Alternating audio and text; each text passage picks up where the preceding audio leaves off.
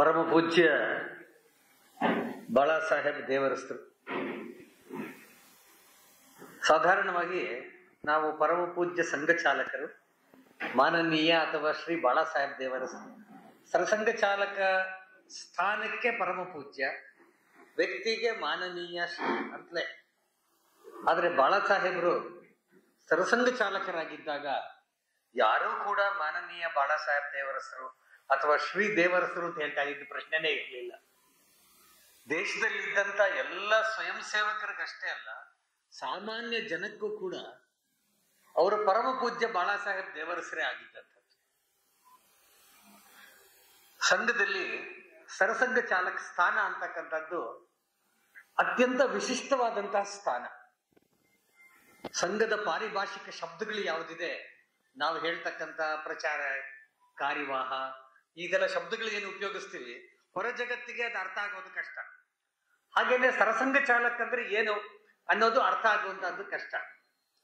ಸಂಘದ ಸರಸಂಘ ಚಾಲಕರು ಯಾರಿದ್ದಾರೆ ಅವರಿಗೆ ಸಂಘದಲ್ಲಿ ಹೇಳ್ತಕ್ಕಂಥದ್ದು ಏನಪ್ಪಾ ಅಂದ್ರೆ, ತುಂಬಾ ಜನಕ್ಕೆ ಏನನ್ಸುತ್ತೆ, ಮತ್ತು ಮಾಧ್ಯಮದವ್ರಿಗೆ, ಸಾಮಾನ್ಯ ಜನಕ್ಕೆ ಸರಸಂಘ ಚಾಲಕ ಅಂತ ಹೇಳಿದ್ರೆ ಅವರು ಸಂಘದ ಸರ್ವೋಚ್ಚ ಅಧಿಕಾರಿ ಅಂತ ಅರ್ಥ. ಸರಸಂಘ ಚಾಲಕರು ಸಂಘದ ಸರ್ವೋಚ್ಚ ಅಧಿಕಾರಿ ಅಲ್ಲ. ಸಂಘದ ಆಡಳಿತವನ್ನು ನಡೆಸತಕ್ಕಂಥವರು ಸರ್ಕಾರಿ ವಾಹನ, ಅವರು ಸರ್ವೋಚ್ಚ ಸಂಘಟನೆಗೆ. ಅವರು ಚುನಾವಣೆಯ ಮೂಲಕ ಚುನಾಯಿತರಾಗ್ತಕ್ಕಂಥವ್ರು. 3 ವರ್ಷಕ್ಕೆ ಒಂದ್ಸತಿ ಅಖಿಲ ಭಾರತ ಪ್ರತಿನಿಧಿ ಸಭೆಯಲ್ಲಿ ನಡೀತಕ್ಕಂಥದ್ರಲ್ಲಿ ಯಾರು ಚುನಾವಣೆಯ ಮೂಲಕ ಚುನಾಯಿತರಾಗ್ತಾರೋ ಅವರು ಸರ್ಕಾರಿ ವಾರ ಆಗ್ತಾರೆ. ಸರಸಂಘ ಚಾಲಕರು ಎಂದೂ ಚುನಾವಣೆಯ ಮೂಲಕ ಚುನಾಯಿತರಾಗುವಂತವ್ರಲ್ಲ. ಯಾರು ಸರಸಂಘ ಚಾಲಕರಾಗಿದ್ದಾರೆ, ಮುಂದಿನ ಸರಸಂಘ ಚಾಲಕರು ಯಾರು ಅನ್ನೋರನ್ನ, ಈಗ ಯಾರು ಹಾಲಿ ಸರಸಂಘ ಚಾಲಕರು ಇರ್ತಾರೆ ಅವರು ಅದನ್ನ ನಿಯುಕ್ತಿ ಮಾಡ್ತಾರೆ. ಹಾಗಾಗಿ ಸರಸಂಘ ಚಾಲಕ ಸ್ಥಾನಕ್ಕೆ ಬರ್ತಕ್ಕಂಥವ್ರು ಯಾರಿದ್ದಾರೆ ಅವರು ಚುನಾಯಿತ ವ್ಯಕ್ತಿ ಅಲ್ಲ, ಹಿಂದಿನ ಸರಸಂಘ ಚಾಲಕರು ನಿಯುಕ್ತಿ ಮಾಡ್ತಕ್ಕಂಥವ್ರು ಅನ್ನೋದು ಒಂದು ವೈಶಿಷ್ಟ್ಯಪೂರ್ಣ ಸಂಗತಿನೇನೆ. ಡಾಕ್ಟರ್ ಜಿ ಅವರು ಪ್ರಪ್ರಥಮ ಸಂಘ ಚಾಲಕ, ರಾಜ್ಯ ಸರಸಂಘ ಚಾಲಕರಾಗಿದ್ದಂತ ಡಾಕ್ಟರ್ ಜಿ ಅವರು, ಅವರ ನಂತರ ಬಂದಂತ ಪರಮ ಪೂಜ್ಯ ಗುರೂಜಿ ಅವರು, ಇಬ್ರು ಕೂಡ ತಮ್ಮ ಜೀವಿತ ಅವಧಿ ಪೂರ್ತಿ ಸರಸಂಘ ಚಾಲಕರಿದ್ದಂಥವ್ರು. ಸಂಘದ ಕಲ್ಪನೆಯಲ್ಲಿ ಸರಸಂಘ ಚಾಲಕ ಅಂತಕ್ಕಂಥವ್ರು ತಮ್ಮ ಜೀವಿತ ಅವಧಿ ಪೂರ್ತಿ ಸರಸಂಘ ಚಾಲಕರೇ ಅನ್ನೋ ಕಲ್ಪನೆ ನಮಗೆ ಇರ್ತಕ್ಕಂಥದ್ದು. ಅದು ವ್ಯತ್ಯಾಸ ಆಗಿದೆ, ಆಮೇಲೆ ಹೇಳ್ತೀನಿ ನಾನು. ಹೀಗೆ ಸರಸಂಘ ಚಾಲಕರು ಚುನಾಯಿತರಲ್ಲ, ನಿಯುಕ್ತರಾದಂಥವ್ರು. ಆದ್ರೆ ಸಂಘದಲ್ಲಿ ಇರ್ತಕ್ಕಂಥ ಮತ್ತು ಇಡೀ ಹಿಂದೂ ಸಮಾಜಕ್ಕೆ ಅವ್ರದ್ದು ನೇತೃತ್ವ. ನಮ್ಮ ಹಿರಿಯ ಕಾರ್ಯಕರ್ತರೊಬ್ರು ಹೇಳ್ತಾ ಇದ್ರು, ಸರಸಂಘ ಚಾಲಕ ಅಂದ್ರೆ ಬರೀ ಸ್ವಯಂ ಸೇವಕರಿಗೆ ಸರಸಂಘ ಚಾಲಕರಲ್ಲ, ಹಿಂದೂ ಸಮಾಜಕ್ಕೆ ಸರಸಂಘ ಚಾಲಕರು ಅಂತ. ಯಾಕೆಂದ್ರೆ ಸರಸಂಘ ಚಾಲಕರ ಸ್ಥಾನ ಇದೆಯಲ್ಲ, ಅದು ಆ ಸ್ಥಾನ, ಆ ರೀತಿಯ ಸ್ಥಾನ ಅದು. ಅದಕ್ಕೋಸ್ಕರವೇ ಸಂಘದಲ್ಲಿ ನಾವು ಹೇಳ್ತಕ್ಕಂಥದ್ದು, ಅವರು ಸರಸಂಘ ಚಾಲಕರು ಸಂಘದ ಮಾರ್ಗದರ್ಶಕ ಅಂತ ಹೇಳಿ. ಸಂಘದ ಮಾರ್ಗದರ್ಶಕ ಮತ್ತು ಸಂಘದ ತತ್ವದ ಅಧಿಷ್ಠಾನದ ಮಾರ್ಗದರ್ಶಕ, ಫಿಲಾಸಫರ್ ಅಂತಕ್ಕಂಥದ್ದೇ ಅವ್ರಿಗಿರ್ತಕ್ಕಂಥದ್ದು. ಸಂಘವನ್ನ ನಡೆಸ್ತಕ್ಕಂಥ ಗೈಡ್ ಅಂಡ್ ಫಿಲಾಸಫರ್, ಇಂಗ್ಲಿಷ್ ನಲ್ಲಿ ನಾವು ಹೇಳಕ್ ಹೋದ್ರೆ ಅದನ್ನ ಗೈಡ್ ಅಂಡ್ ಫಿಲಾಸಫರ್ ಅಂತ. ಆ ರೀತಿ ಸಂಘದ ಎಲ್ಲ ನಿರ್ಣಯಗಳು ಆಗ್ತಕ್ಕಂಥದ್ದು ಅಖಿಲ ಭಾರತ ಕಾರ್ಯಕಾರಿಣಿ ಮಂಡಳಿನಲ್ಲಿ, ಅಖಿಲ ಭಾರತ ಪ್ರತಿಸಭಾದಲ್ಲಿ. ಅಖಿಲ ಭಾರತ ಪ್ರತಿಸಭಾ ಸರ್ವೋಚ್ಚ, ಅಲ್ಲಿ ನಮ್ಮ ವರ್ಷದ ಎಲ್ಲ ಸಂಗತಿಗಳು ನಿರ್ಣಯ ಆಗ್ತಕ್ಕಂಥದ್ದು, ವರದಿ ಕೂಡ ಅಲ್ಲಿಗೆ ಹೋಗ್ತಕ್ಕಂಥದ್ದು. ಆದ್ರೆ ಈ ಎಲ್ಲ ಸಂಗತಿಗಳಲ್ಲೂ ಕೂಡ ಯೋಗ್ಯ ಮಾರ್ಗದರ್ಶನ ನಮಗೆ ಸಿಗತಕ್ಕಂಥದ್ದು ಸರಸಂಘ ಚಾಲಕರಿಂದ. ಯಾವ ರೀತಿ ಒಬ್ಬ ಆಧ್ಯಾತ್ಮಿಕದಲ್ಲಿ ಅತ್ಯಂತ ಉನ್ನತ ಸ್ಥಾನವನ್ನ ಅಲಂಕರಿಸಿರ್ತಕ್ಕಂಥ ವ್ಯಕ್ತಿ ಇರ್ತಾರೋ, ಒಬ್ಬ ಸ್ವಾಮೀಜಿ ಇರ್ತಾರೋ, ಆ ರೀತಿಯ ಸ್ಥಾನದಲ್ಲಿ ಇಡೀ ಹಿಂದೂ ಸಮಾಜ ಸರಸಂಘ ಚಾಲಕರನ್ನ ನೋಡುತ್ತೆ. ಅಂತ ಸ್ಥಾನದಲ್ಲಿ ಇದ್ದಂಥವರು ಪರಮ ಪೂಜ್ಯ ಬಾಳಾ ಸಾಹೇಬ್ ದೇವರಸರು. ಬಾಳಾ ಸಾಹೇಬರ ಪರಿಚಯ ಮಾಡ್ಕೊಡ್ಬೇಕಾದ್ರೆ, ಇಲ್ಲಿ ಪುಸ್ತಕದ ಪರಿಚಯ ಮಾಡ್ಕೊಡ್ಬೇಕಾದ್ರೆ ರಾಜೇಶ್ ಪದ್ಮಾರ್ ಒಂದು ಮಾತು ಹೇಳಿದ್ರು, ಸಾಮಾನ್ಯ ಸ್ವಯಂ ಸೇವಕನಿಂದ ಹಿಡಿದು ಸರಸಂಘ ಚಾಲಕರವರೆಗೆ ಬಂದಂಥವ್ರು ಅಂತ. ಇಡೀ ಪುಸ್ತಕದಲ್ಲಿ ಆ ದಾಖಲೆ ಈ ಪುಸ್ತಕದಲ್ಲಿ ಬಹಳ ಅದ್ಭುತವಾಗಿ ಆ ದಾಖಲೆಯನ್ನು ದಾಖಲಿಸಿದ್ದಾರೆ. ಮತ್ತು ವಿಶೇಷ ಅಂದ್ರೆ ಸಂಘವನ್ನು ಪ್ರಾರಂಭ ಮಾಡಿದಂತ ಆದ್ಯ ಸರಸಂಘ ಚಾಲಕ ಯಾರಿದ್ರು?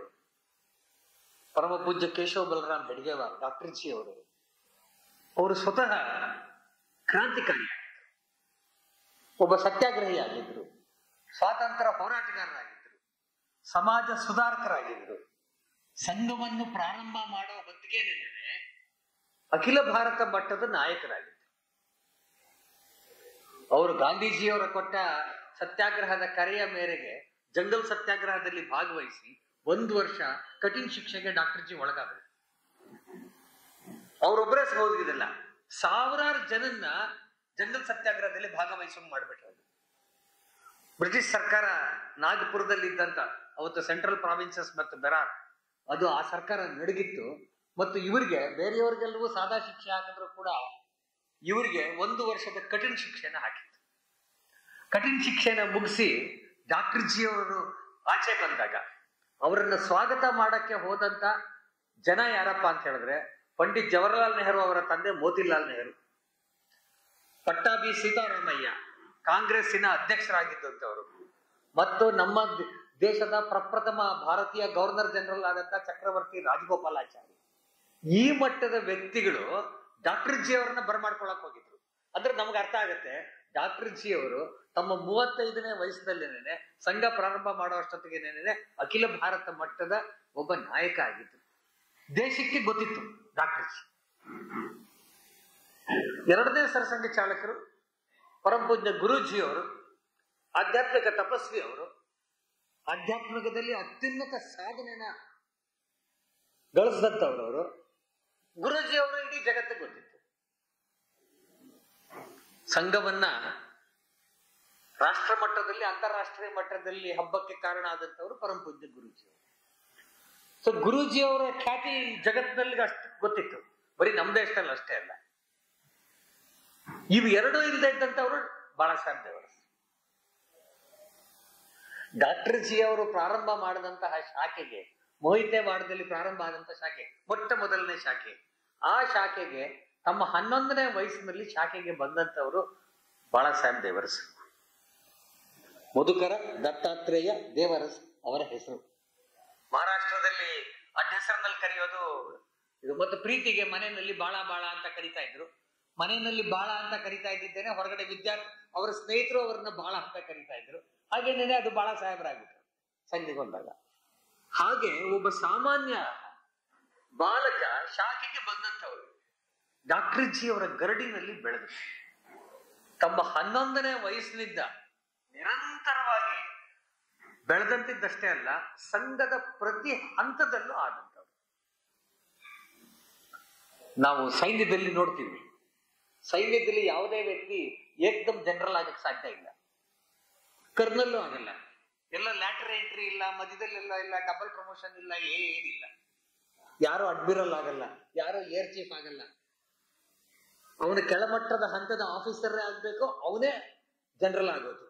ಅಂದ್ರೆ ಅಷ್ಟು ಅನುಭವ, ಅಷ್ಟು ತರಬೇತಿ ಮತ್ತು ಸೈನ್ಯದ ಒಳಗಡೆ ಆ ತಾಧ್ಯಾತ್ಮತೆ ಬೇಕಾಗುತ್ತೆ. ಇಲ್ಲದಿದ್ರೆ ಯಾರು ನಿಭಾಯಿಸಕ್ ಆಗಲ್ಲ ಸೈನ್ಯನ. ಬಾಳಾ ಸಾಹೇಬರ ಜೀವನವೂ ಹಂಗೇನು. ಸಂಘದ ಒಬ್ಬ ಸಾಮಾನ್ಯ ಸ್ವಯಂ ಸೇವಕನಾಗಿ ಹೊರಟಂತವರು ಆ ಮೋಹಿತೆವಾಡ ಶಾಖದ ಘಟನಾಯಕರಾದ್ರು, ಗಣಶಿಕ್ಷಕರಾದ್ರು, ಮುಖ್ಯ ಶಿಕ್ಷಕರಾದ್ರು, ಶಾಖಾ ಕಾರ್ಯವಾರ ಆದ್ರು, ನಾಗ್ಪುರದ ಕಾರ್ಯವಾರ ಆದ್ರು, ನಾಗ್ಪುರದ ಪ್ರಾಂತದ ಪ್ರಾಂತ ಪ್ರಚಾರಕರಾದ್ರು, ಕ್ಷೇತ್ರದ ಪ್ರಚಾರಕರಾದ್ರು, ಪ್ರತಿ ಹಂತವೂ.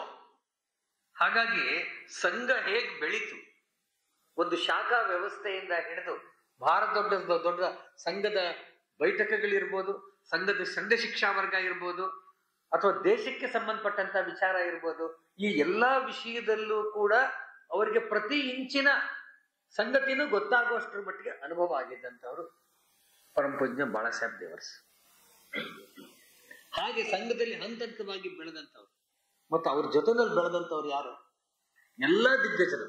ಸಂಘವನ್ನು ಯಾರು ಬೆಳೆಸಿದ್ರೋ, ಮಾನವರಾವ್ಜಿ ಮುಳೆ ಇರ್ಬೋದು, ವಿವೇಕಾನಂದ ಕೇಂದ್ರವನ್ನು ಕಟ್ಟಿದಂತ ಏಕನಾಥ್ ಜಿ ರಾನಡೆ ಇರ್ಬೋದು, ಅವರದ್ದೇ ತಮ್ಮ ಬಾಬುರಾವ್ ದೇವರಸ್ ಇವತ್ತು ನಮ್ಮ ಯಾರ್ಯಾರು ಬಿಜೆಪಿನಲ್ಲಿ ಇರ್ತಕ್ಕಂಥ ಜನಸಂಘ ಅವತ್ತಿನ ಅಖಿಲ ಭಾರತ ಮಟ್ಟದ ನಾಯಕರಿದ್ದಾರೆ, ದೀನ್ ದಯಾಳ್ ಜಿ ಇರ್ಬೋದು, ಅಟಲ್ ಜಿ ಇರ್ಬೋದು, ಆದ್ವಾನಿ ಅವರು ಇರ್ಬೋದು, ಕುಶ್ಬಾಬು ಠಾಕರೆ ಅವರು ಇರ್ಬೋದು, ಪ್ರತಿಯೊಬ್ಬರನ್ನು ಕೂಡ ಬೆಳೆಸಿದಂತವ್ರು ಇವರು ತಮ್ಮ ಭಾವರಾವ್ ದೇವರಸೆ ಉತ್ತರ ಪ್ರದೇಶದಲ್ಲಿ ಪ್ರಾಂತ ಪ್ರಚಾರಕರಾಗಿದ್ದಂಥವ್ರು. ಅವರೇ ಅವರನ್ನ ಬೆಳೆಸಿದಂಥದ್ದು. ಅಷ್ಟೇ ಅಲ್ಲ, ತೆಂಗಡಿಜಿ ಅವ್ರನ್ನ ಬೆಳೆಸಿದ್ದು, ಮನವಾಸಿ ಕಲ್ಯಾಣ ಅವ್ರನ್ನ ಬೆಳೆಸಿದ್ದು. ನಮ್ಮ ವಿವಿಧ ಕ್ಷೇತ್ರದ ಯಾವ್ಯಾವ್ದು ನೋಡ್ತೀವೋ ಅದ್ರ ಎಲ್ಲಾ ಪ್ರಮುಖರು ಬೆಳೆದಿದ್ದು ಈ ಅಣ್ತಮ್ಮಂದ್ರ ಕೈ ಕೆಳಗೆ.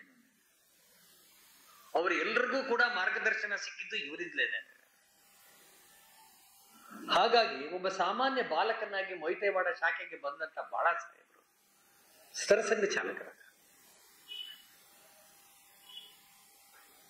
ಅವ್ರ ಬಗ್ಗೆ 2 ಮಾತಿದೆ, ಅದನ್ನ ನಾನು ಹೇಳ್ಬಿಡ್ತೀನಿ. ಪರಂಪೂಜ್ಯ ಗುರುಜಿಯವರೇ ಒಂದ್ಸತಿ ಹೇಳಿದ್ರು ತುಂಬಾ ಜನಕ್ಕೆ. ಯಾಕಂದ್ರೆ ಡಾಕ್ಟರ್ ಜಿ ಅವರು ತಮ್ಮ 50ನೇ ವಯಸ್ಸಿನೊತ್ತಿಗೆ ತೀರ್ಕೊಂಡ್ಬಿಟ್ಟಿದ್ರು 1940ರಲ್ಲಿ. ಸಂಘ 1925ರಲ್ಲಿ ಪ್ರಾರಂಭ ಆಯ್ತು. 1940 15 ವರ್ಷದಲ್ಲೇ ಡಾಕ್ಟರ್ ಜಿ ಅವರು ತೀರ್ಕೊಂಡಿದ್ರು. ಗುರುಜಿ ಅವರು ಸರಸಂಘ ಚಾಲಕರಾದ್ರು. ಆ ನಂತರ ಬಂದಂತ ಯಾವುದೇ ಪ್ರಮುಖ ಕಾರ್ಯಕರ್ತರಾಗ್ಲಿ ದೇಶದ ಜನಕ್ಕಾಗ್ಲಿ ಡಾಕ್ಟರ್ ಜಿ ಹೆಂಗಿದ್ರು ಅಂತ ಗೊತ್ತಿರಲಿಲ್ಲ. ಅದಕ್ಕೆ ಒಂದ್ಸತಿ ಗುರುಜಿ ಅವ್ರು ಹೇಳ್ತಾ ಇದ್ರು, ಡಾಕ್ಟರ್ ಜಿ ಹೇಗಿದ್ರು ಅಂತ ಗೊತ್ತಾಗ್ಬೇಕಾದ್ರೆ ಬಾಳಾ ಸಾಹೇಬ್ರನ್ನ ನೋಡಿ ಅಂತ. ಪರಮ ಪೂಜ್ಯ ಡಾಕ್ಟರ್ ಜಿ ಅವರ ತದ್ರೂಪ ಅಂದ್ರೆ ಮಾತು, ಕತೆ, ಹಾವ ಭಾವ, ವಿಚಾರ, ಯೋಚನೆ ಮಾಡ್ತಕ್ಕಂಥ ರೀತಿ ಪ್ರತಿಯೊಂದರಲ್ಲೂ ಕೂಡ ಬಾಳಾ ಸಾಹೇಬ್ರು ಆ ರೀತಿ ಇತ್ತಂತೆ.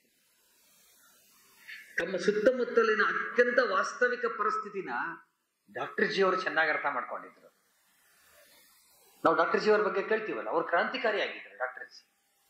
ಬಂಗಾಳದಲ್ಲಿ ಇದ್ದಂತ ಅನುಶೀಲನ ಸಮಿತಿ, ವಿವೇಕಾನಂದರ ಶಿಷ್ಯೆ ನಿವೇದಿತ, ಅವರ ತಮ್ಮ ವಿವೇಕಾನಂದರ ತಮ್ಮ ಭೂಪೇಂದ್ರನಾಥ್ ದತ್ತ ಮತ್ತು ಮಹರ್ಷಿ ಅರವಿಂದರ ತಮ್ಮ ಬಾರೇಂದ್ರ ಘೋಷ್ 3 ಜನ ಸೇರಿ ಪ್ರಾರಂಭ ಮಾಡಿದಂತದ್ದು ಅನುಶೀಲನ ಸಮಿತಿ.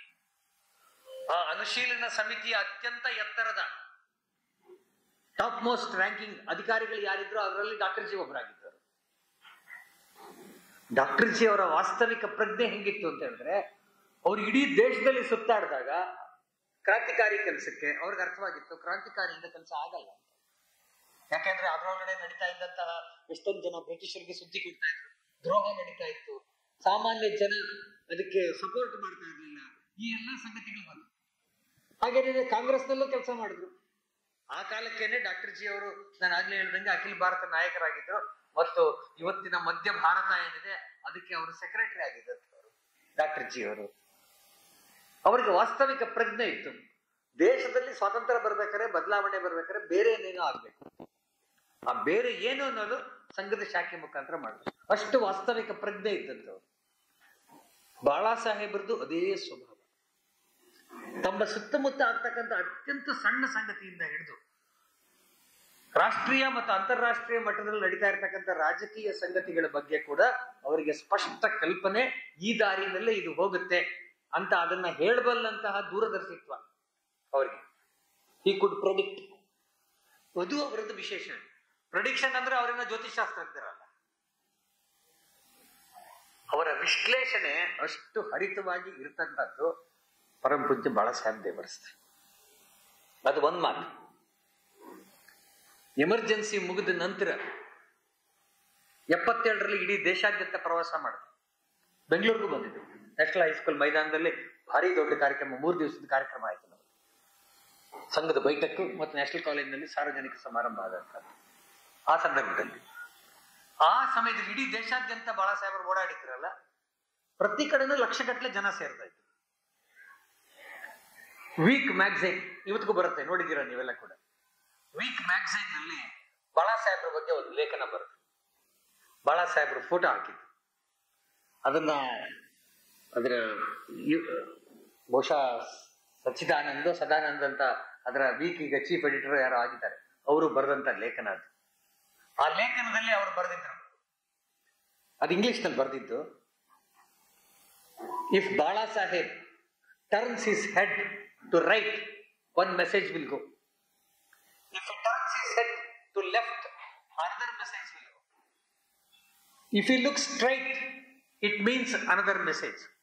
There is no need for Bala Saheb to speak very his body language conveys the spirit and the message to the Swayam Sevak and to the Hindu society ಅಂತ ಬರ್ತದೆ.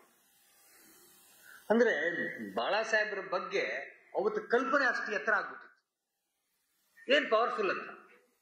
ಅವಾಗಲೇ ಇಂಡಿಯಾ ಟುಡೇನಲ್ಲೂ ಕೂಡ ಸಂಘ ಪರಿವಾರದ ಬಗ್ಗೆ ಒಂದು ದೊಡ್ಡ ಹೊತ್ತಿಗೆನೆ ತಗೊಂಡ್ಬಂದ್ಬಿಟ್ರು, ಒಂದು ಸ್ಪೆಷಲ್ ಎಡಿಷನ್ ಮಾಡ್ಬಿಟ್ರು.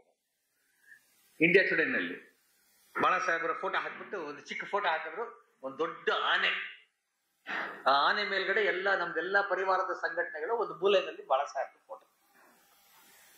ಅಂದ್ರೆ ದೇಶ ಅಂತಾರಾಷ್ಟ್ರೀಯ ಮಟ್ಟದಲ್ಲಿ, ರಾಷ್ಟ್ರೀಯ ಮಟ್ಟದಲ್ಲಿ, ಎಲ್ಲ ಮಟ್ಟದಲ್ಲೂ ಕೂಡ ಬಾಳಾ ಸಾಹೇಬ್ರನ್ನ ಗುರುತಿಸಿದ್ದು ಹಾಗೆ.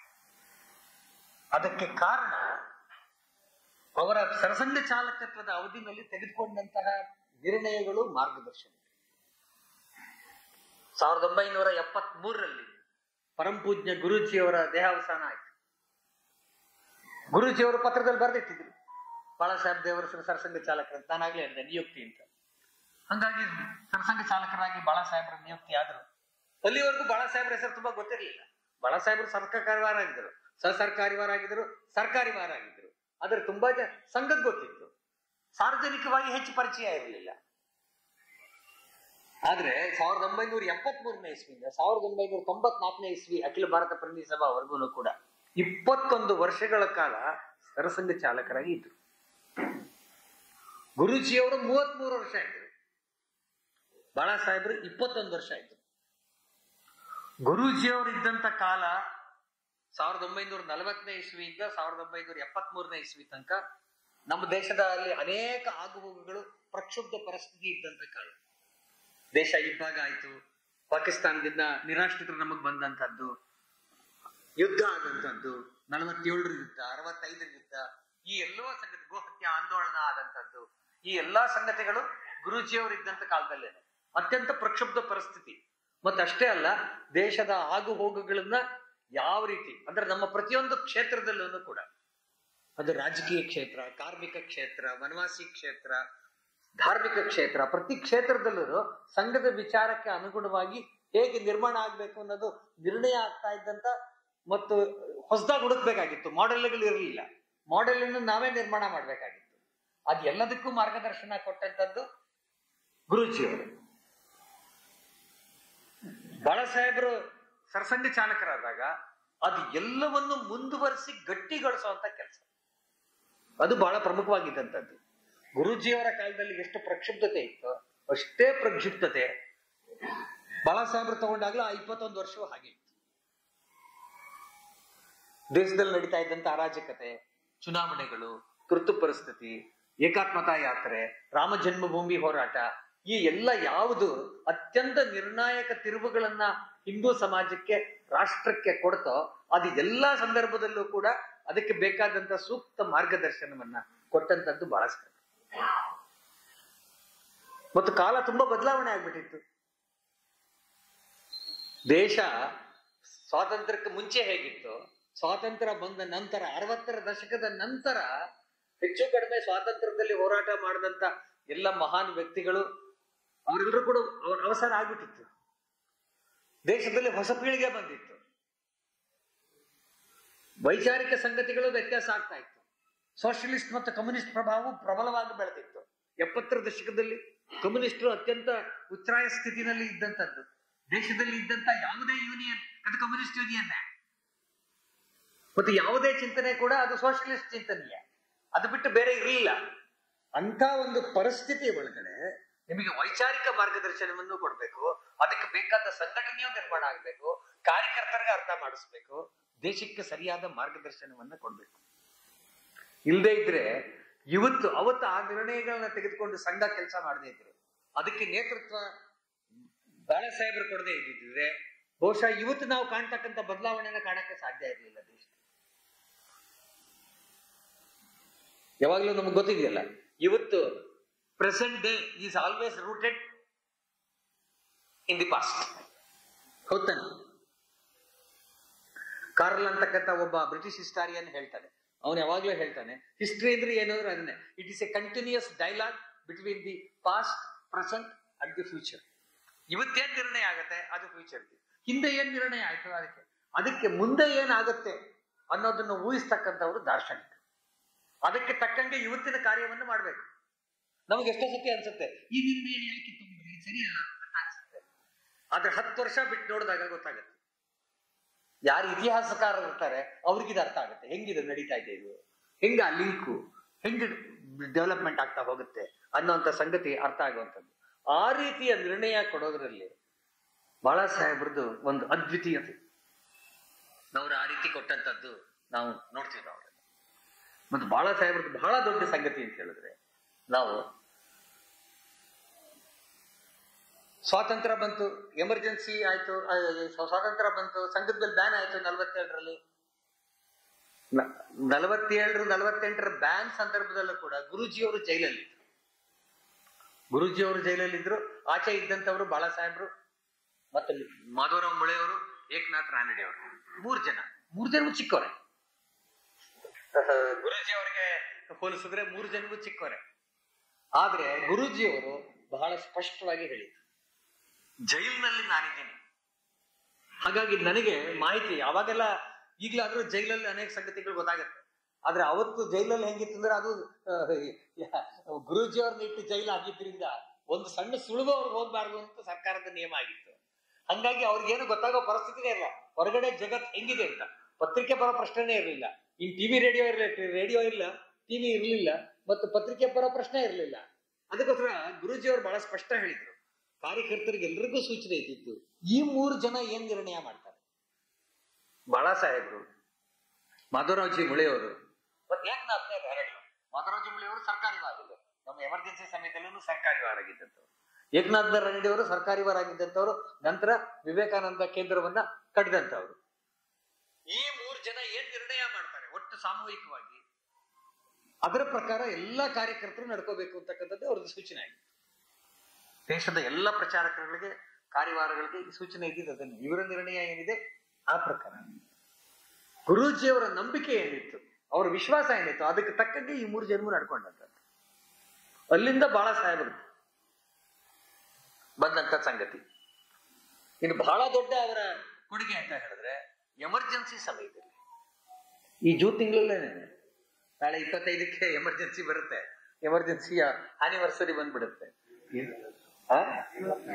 50ನೇ ವರ್ಷದ ಬರುತ್ತೆ. ಜೂನ್ ತಿಂಗಳಲ್ಲಿ ಆ ಎಮರ್ಜೆನ್ಸಿ ಬರೋಕ್ಕಿಂತ ಮುಂಚೆನೆ ದೇಶದಲ್ಲಿ ನಡೀತಾ ಇದ್ದಿದ್ದು 1974ನೇ ಇಸ್ವಿಯಿಂದ ನಡೀತಾ ಇದ್ದಂತ ಆಂದೋಲನಗಳು. ಗುಜರಾತಲ್ಲಿ ಆಂದೋಲನ ನಡೀತು, ಬಿಹಾರದಲ್ಲಿ ಆಂದೋಲನ ನಡೀತು. ಯಾಕೆಂದ್ರೆ ಗುಜರಾತ್ ಮತ್ತು ಬಿಹಾರ್ ಎರಡರಲ್ಲೂ ಅತ್ಯಂತ ಭ್ರಷ್ಟ ಸರ್ಕಾರ. ಈಗ ಅವ್ರನ್ನ ಭ್ರಷ್ಟ ಸರ್ಕಾರ ಅಂತ ಹೇಳ್ಬೇಕು ಇಲ್ವೋ ಗೊತ್ತಿಲ್ಲ ನನಗೆ, ಯಾಕೆಂದ್ರೆ ಈಗ ಅದನ್ನು ಮೀರಿರೋದಿದೆ.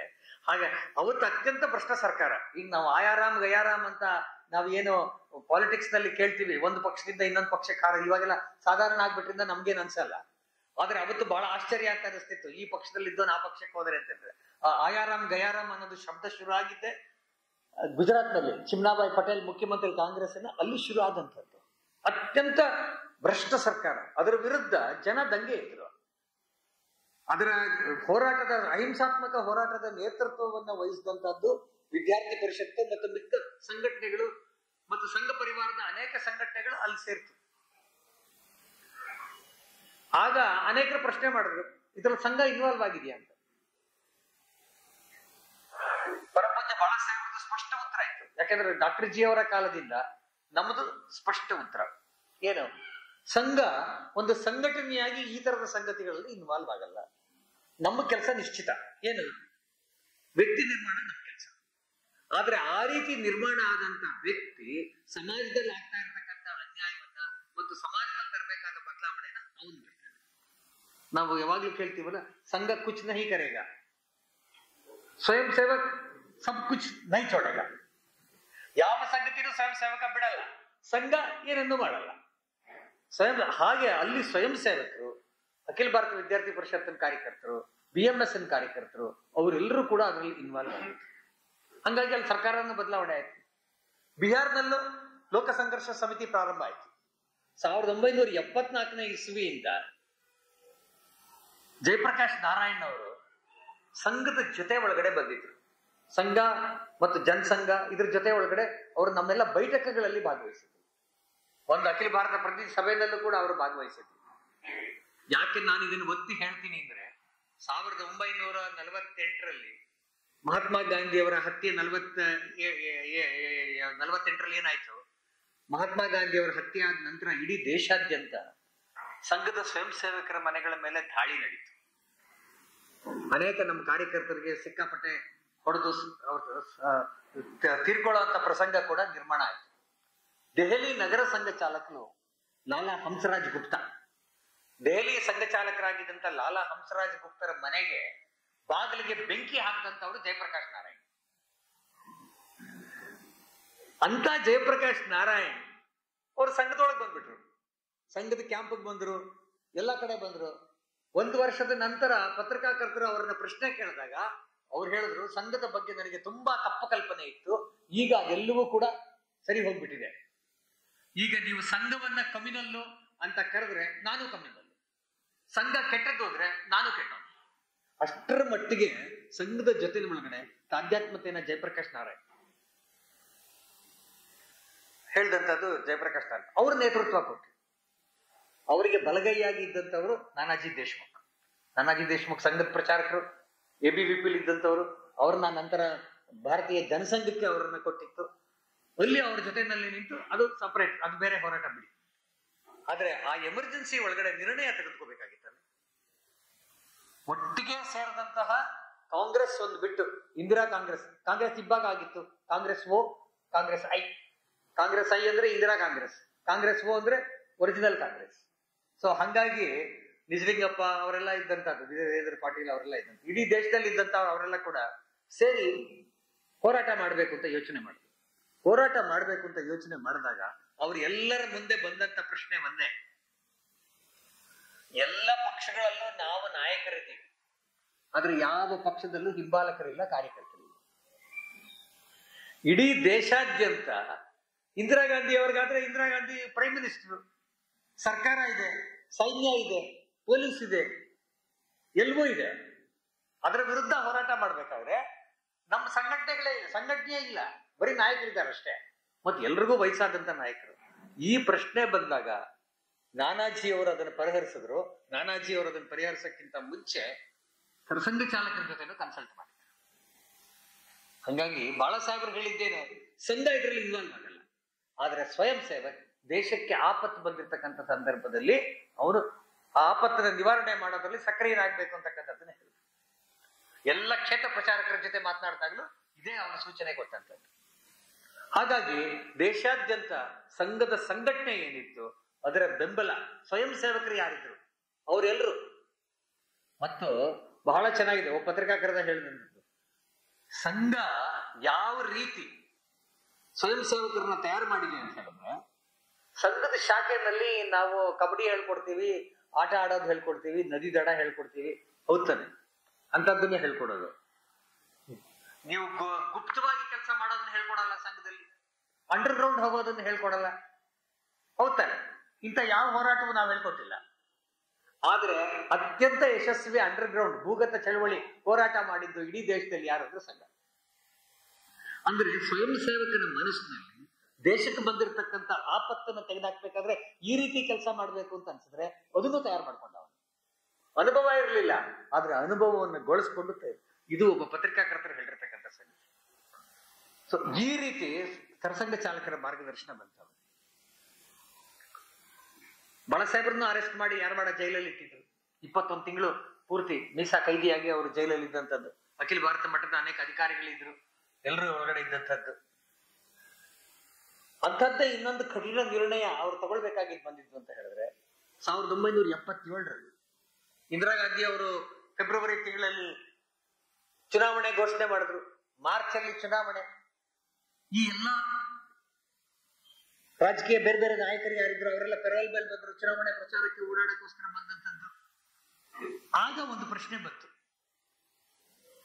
ಇಂದಿರಾ ಗಾಂಧಿ ಅವರ ಕಾಂಗ್ರೆಸ್ ವಿರುದ್ಧ ಹೋರಾಟ ಮಾಡ್ಬೇಕಾದ್ರೆ ಎಲ್ಲಾ ಪಕ್ಷಗಳು, ಅವತ್ತು ಪ್ರಜಾ ಸೋಷಲಿಸ್ಟ್ ಪಕ್ಷ ಇತ್ತು, ಭಾರತೀಯ ಜನಸಂಘ ಇತ್ತು, ಇನ್ನು ಅನೇಕ ಸೋಷಲಿಸ್ಟ್ ಪಾರ್ಟಿ ಆಫ್ ಇಂಡಿಯಾ ಇತ್ತು, ಈ ರೀತಿ ಬೇಕಾದಷ್ಟು ಒಂದು 10-15 ಪಕ್ಷಗಳಿತ್ತು. ಅವರೆಲ್ಲರೂ ತಾವೇ ಸ್ವತಃ ಇಂಡಿಪೆಂಡೆಂಟ್ ಆಗಿ ಹೋರಾಟ ಮಾಡ್ಬೇಕಾ ಅಥವಾ ಎಲ್ಲರೂ ಒಟ್ಟಿಗೆ ಬರ್ಬೇಕಾ? ಎಲ್ಲರೂ ಒಟ್ಟಿಗೆ ಬರ್ಬೇಕು ಅಂತ ನಿರ್ಣಯ ಆಯ್ತು. ಎಲ್ಲರೂ ಒಟ್ಟಿಗೆ ಬರ್ಬೇಕು ಅಂದ್ರೆ ಯಾರು ಅವ್ರ ಜೊತೆಲಿ ಬರ್ಬೇಕು? ಜನಸಂಘ ಬರ್ಲೇಬೇಕು. ಇಡೀ ದೇಶದಲ್ಲಿ ಅತ್ಯಂತ ಮಜಬೂತ್ ಆದಂತ ಸಂಘಟನೆ ಇದ್ದಂಥದ್ದು ಜನಸಂಘ. ಮತ್ತು ಸ್ವಯಂ ಸೇವಕರು ಯಾರಿಗೆ ಸಪೋರ್ಟ್ ಮಾಡ್ತಿದ್ರು? ಜನಸಂಘಕ್ಕೆ ಮಾಡ್ತಾ ಇದ್ರು. ಹಿಂದುತ್ವ ಪರವಾಗಿ ಯಾರಿದ್ದಾರೆ ಅವರಿಗೆ ಸಪೋರ್ಟ್. ಇಂಥ ಸಂದರ್ಭದಲ್ಲಿ ಬಂದಾಗ ಅತ್ಯಂತ ಸಂದಿಗ್ಧ ಸಂದರ್ಭ ಅದು. ಜನಸಂಘ ಜನತಾ ಪಾರ್ಟಿ ಒಳಗೆ ಮಿಕ್ಕ 14 ಪಾರ್ಟಿ ಇದ್ದಂತ ಜನತಾ ಪಾರ್ಟಿನಲ್ಲಿ ಮರ್ಜ್ ಆಗ್ಬೇಕಾ, ಮರ್ಜ್ ಆಗ್ಬಾರ್ದು. 1950ರ ದಶಕದಲ್ಲಿ ಪರಮಪೂಜ್ಯ ಗುರುಜಿಯವರ ಜೊತೆ ಒಂದು 8-10 ಸುತ್ತಿನ ಮಾತುಕತೆ ಆದ ನಂತರ ಶ್ಯಾಮ್ ಪ್ರಸಾದ್ ಮುಖರ್ಜಿ ಅವರು ಜನಸಂಘವನ್ನು ಸ್ಥಾಪನೆ ಮಾಡಿದ್ರು. ಸಂಘದಿಂದಲೇ ಅವ್ರಿಗೆ ನಾವು ದೀನ್ ದಯಾಳ್ ಜಿ ಉಪಾಧ್ಯಾಯನ, ಆಡ್ವಾಣಿ ಅವ್ರನ್ನ, ಅಟಲ್ ಜಿ ಅವ್ರನ್ನ, ಖುಷ್ಬಾಬು ಠಾಕ್ರೆ ಅವ್ರನ್ನೆಲ್ಲ ಕೊಟ್ಟಿದ್ದು. ಕರ್ನಾಟಕದಲ್ಲೂ ನಮ್ಮ ಪ್ರಾಂತದಲ್ಲಿ ಪ್ರಚಾರಕರಾಗಿದ್ದ ಜಗನ್ನಾಥರಾವ್ ಜೋಶಿ ಅವ್ರನ್ನ ಬಿಟ್ಟುಕೊಡ್ತಾರೆ, ಬಾಬುರಾವ್ ದೇಶಪಾಂಡೆ ಅವ್ರನ್ನ ಬಿಟ್ಟುಕೊಡ್ತಾರೆ. ಸೊ ಈ ರೀತಿ ಸಂಘದಿಂದಲೇ ಹೋದವರು ಅವರೆಲ್ಲ ಕೂಡ ಪ್ರಚಾರಕರಾಗಿ ಕೆಲಸ ಮಾಡಿದಂಥವ್ರು. ಮಜಬೂತಾದಂತ ಸಂಘಟನೆ ಇತ್ತು. ಅದು ಮರ್ಜ್ ಆಗ್ಬೇಕಾ ಇಲ್ವಾ? ನಮ್ಮ ಐಡೆಂಟಿಟಿ ಇರ್ಬೇಕಾ ಇಲ್ವಾ? ಹಿಂದುತ್ವದ ಪರವಾಗಿರೋ ಐಡೆಂಟಿಟಿ. ಬಾಳಾ ಸಾಹೇಬ್ರನ್ನ ಕೇಳಿದಾಗ ಬಾಳಾ ಸಾಹೇಬ್ರು ಹೇಳಿದ್ ಗೊತ್ತೇನು? ಎಲ್ಲದಕ್ಕಿಂತ ದೊಡ್ಡದು ದೇಶ. ರಾಷ್ಟ್ರ ಉಳಿಬೇಕು. ರಾಷ್ಟ್ರ ಉಳಿಬೇಕಾದ್ರೆ ಅದಕ್ಕೆ ಯಾವ ತ್ಯಾಗಕ್ಕೆ ಬೇಕಾದ್ರೂ ನಾವು ಸಿದ್ಧ ಆಗ್ಬೇಕು. ಸಂಸ್ಕೃತದ ಶ್ಲೋಕ ಇದೆಯಲ್ಲ, ಗ್ರಾಮಕ್ಕೋಸ್ಕರ ವ್ಯಕ್ತಿನ ತ್ಯಾಗ ಮಾಡ್ತಕ್ಕಂಥದ್ದು ಮತ್ತು ರಾಜ್ಯಕ್ಕೋಸ್ಕರ ಗ್ರಾಮವನ್ನೇ ತ್ಯಾಗ ಮಾಡ, ಅದನ್ನೇ ಮಾತು. ಅಷ್ಟೇ ಅವ್ರು ಹೇಳಿದ್ರು. ಮಿಕ್ಕವ್ರಿಗೆ ಅರ್ಥವಾಯ್ತು. ಜನಸಂಘವನ್ನು ಮರ್ಜ್ ಮಾಡಿದ್ರು, ಜನತಾ ಪಾರ್ಟಿ ಆಯ್ತು. ಆ ಒಂದು ಕಠಿಣವಾದ ನಿರ್ಣಯವನ್ನು ತಗೊಂಡ ಸಂದರ್ಭದಲ್ಲೂ ಕೂಡ ಯೋಗ್ಯ ಮಾರ್ಗದರ್ಶನವನ್ನು ಕೊಟ್ಟಂತದ್ದು ಬಾಳಾ ಸಾಹೇಬ್.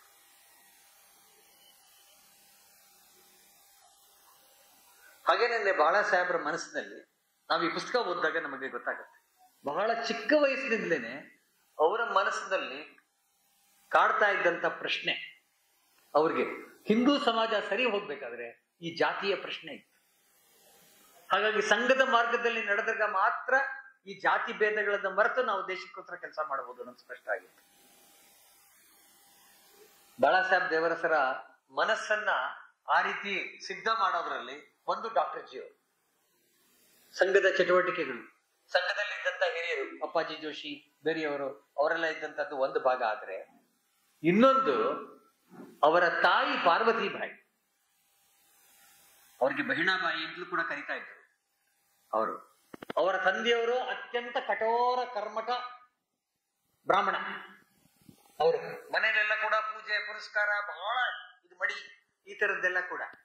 ಆದ್ರೆ ತಾಯಿ ಅಷ್ಟೇ ಉದಾರತೆಯಿಂದ ಮನೆಗೆ ಯಾರು ಬಂದ್ರು ಕೂಡ ಅವ್ರು ಎಲ್ಲರನ್ನೂ ಸಮಾನವಾಗಿ ಕಾಣ್ತಾ ಆ ದಿಕ್ಕಿನಲ್ಲಿ ತಮ್ಮ ಮಕ್ಕಳು ಬೆಳೆಯೋಂಗೆ ನೋಡ್ಕೊಂಡ್ರು. ನಾವು ತುಂಬಾ ಸತಿ ನೋಡ್ತೀವಿ, ನಮ್ಮ ದೇಶದ ಎಲ್ಲಾ ಮಹಾಪುರುಷರು ಯಾರಿದ್ದಾರೆ ಅವ್ರೆಲ್ಲರೂ ಕೂಡ ಆ ಸ್ಥಾನ ಮುಟ್ಟಕ್ಕೆ ಅವ್ರ ತಾಯಂದ್ರೆ ಕಾರಣ. ಬಹಳ ಸ್ಪಷ್ಟ. ಯಾವ ಮಹಾಪುರುಷರ ಜೀವನ ಓದಿದ್ರು ಕೂಡ ನಮಗೆ ಸ್ಪಷ್ಟವಾಗಿ ಅರ್ಥವಾಗ್ತಕ್ಕಂಥದ್ದು ಹಂಗೇನೆ. ಶಾಖೆಯಿಂದ ತಮ್ಮ ಮನೆಗೆ ಬಾಳಾ ಸಾಹೇಬ್ರು ತಮ್ಮ ಚಿಕ್ಕ ವಯಸ್ಸಲ್ಲೇ 11ನೇ ವಯಸ್ಸಲ್ಲೇನೆ ಜೊತೆಲಿ ಆಡ್ತಾ ಇದ್ದಂತ 5-6 ಜನ ಹುಡುಗರನ್ನ ಊಟಕ್ಕೆ ಕರ್ಕೊಂಡ್ಬಂದ್ರು. ಅವ್ರ ಅಮ್ಮಂಗೆ ಹೇಳಿದ್ರು, ನನಗೆಲ್ಲ ಊಟ ಹಾಕ್ತೀಯ, ಅಲ್ಲ ಅವ್ರಿಗೂ ಊಟ ಹಾಕ್ಬೇಕು ಅಂದ್ರೆ ಅವ್ರ ಮನೆ ಅಡಿಗೆ ಮನೆಯಲ್ಲಿ ಕೂಡ್ಸ ಊಟ ಹಾಕ್ಬೇಕು. ಅವ್ರ ತಾಯಿ ಹಾಕಿದ್ರು. ಹಿಂಗೆ ರೂಪುಗೊಂಡಿದ್ದು ಬಾಳಾ ಸಾಹೇಬರ ಮನಸ್ಸು, ದೇಹ, ಮನೆಯಲ್ಲಿ ಸಂಘದಲ್ಲಿ ಎರಡರಲ್ಲೂ ಕೂಡ ಆದಂತವರು. ಹಾಗಾಗಿ ಅವ್ರ ಮನಸ್ಸಿನಲ್ಲಿ ಬಹಳ ಇತ್ತದು. ಅದಕ್ಕೋಸ್ಕರವೇನೆ ಪೂನಾದಲ್ಲಿ ನಡೆದಂತ ವಸಂತ ವ್ಯಾಖ್ಯಾನ ಮಾಲಾ ಅದಕ್ಕೆ ಕರೆದಿದ್ರು. ವಸಂತ ವ್ಯಾಖ್ಯಾನ ಮಾಲಾ ಅಂತ ಇವತ್ತಿಗೂ ನಡೆಯುತ್ತೆ ಪೂನಾದಲ್ಲಿ. ಕಳೆದ ಅನೇಕ ದಶಕಗಳಿಂದ, ಬಹುಶಃ ಒಂದು 100 ವರ್ಷದಿಂದ ನಡೀತಾ ಇರ್ಬೋದು ವಸಂತ ವ್ಯಾಖ್ಯಾನ ಮಾಲಾ.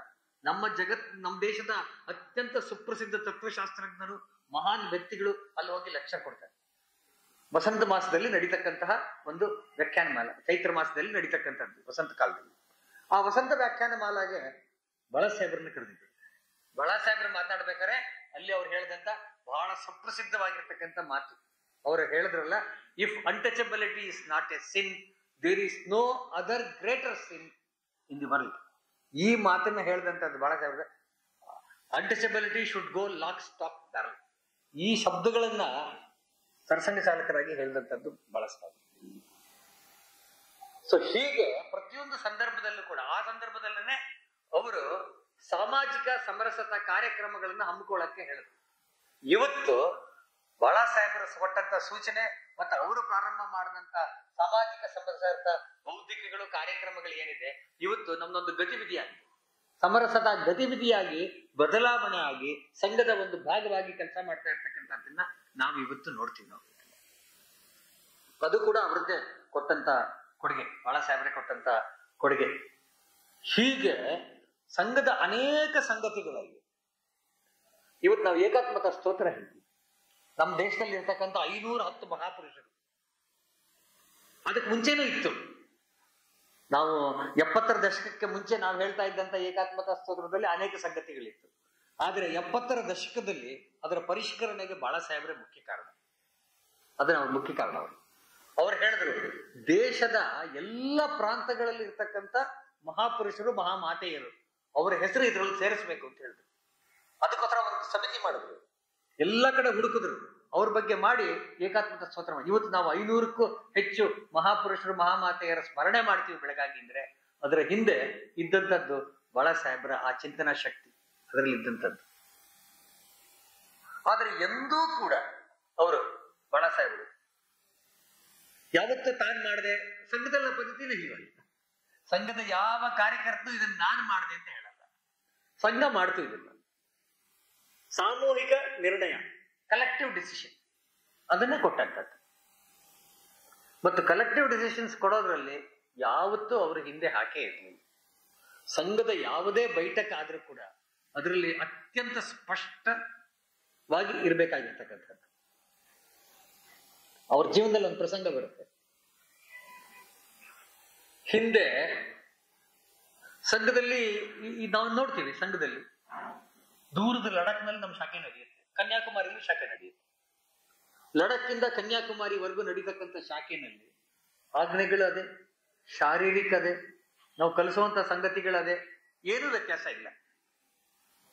ಇದ್ರ ಬಗ್ಗೆ ಒಂದ್ಸತಿ ಬೈಠಕ್ ಆಗಿತ್ತು 60ರ ದಶಕದಲ್ಲಿ. ಬೈಠಕ್ ಆಗಿ ಅದರಲ್ಲಿ ಅನೇಕರ ಅಭಿಪ್ರಾಯ ಏನ್ ಬಂತು ಅಂತ ಹೇಳಿದ್ರೆ, ನಾವು ನಡೆಸ್ತಕ್ಕಂಥ ಕಾರ್ಯಕ್ರಮಗಳು ಅದು ಶಾರೀರಿಕ ಇರ್ಬೋದು ಅಥವಾ ಬೌದ್ಧಿಕ ಇರ್ಬೋದು, ಇವುಗಳಲ್ಲಿ ಆಯಾ ಪ್ರಾಂತಕ್ಕೆ ಅನುಗುಣವಾಗಿ ಮಾಡಬೇಕು. ನಾವು ಕೊಡ್ತಕ್ಕಂತಹ ಆಜ್ಞೆಗಳು ಏನಿದೆ ಅದು ಎಲ್ಲರಿಗೂ ಕೂಡ ಒಂದೇ ಇರಬೇಕು ಅಷ್ಟೇ. ಪ್ರಾರ್ಥನೆ ಅದೇ ಇರುತ್ತೆ.